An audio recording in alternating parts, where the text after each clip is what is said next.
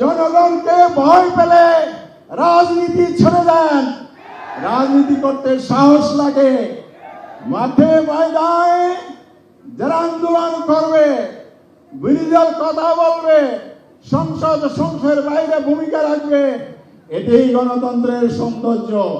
কথায় বলেন গণতন্ত্র, আর রাষ্ট্র ক্ষমতায় গেলে বাকশাল এবং জুলুমতন্ত্র কায়েম করে কণ্ঠস্তব্ধ করে দেবেন।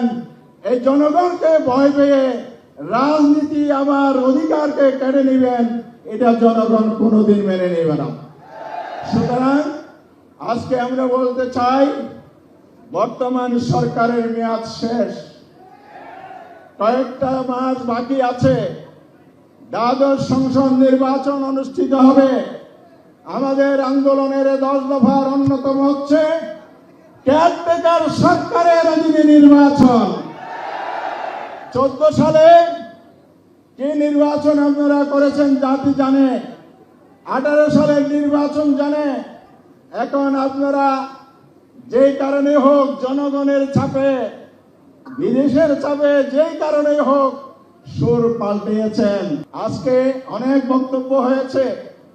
তার ভাইও বলতেছিলেন আমাদের জন্য পয়েন্ট আর বাকি নাই, সব বলাই হয়ে গেছে। আসলে এত বক্তব্য হয়েছে, বক্তব্য আরো দেয়া যাবে, কারণ ইতিহাসকে তারাই দীর্ঘায়িত করেছে। কিন্তু আজকে সব কথা আমরা বলবো না।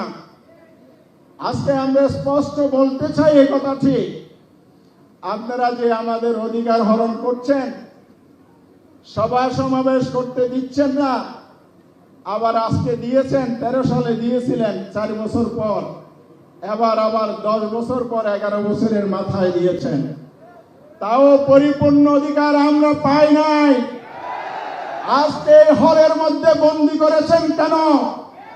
সমাবেশের অনুমতি চেয়েছিলাম আমরা রাজপথে।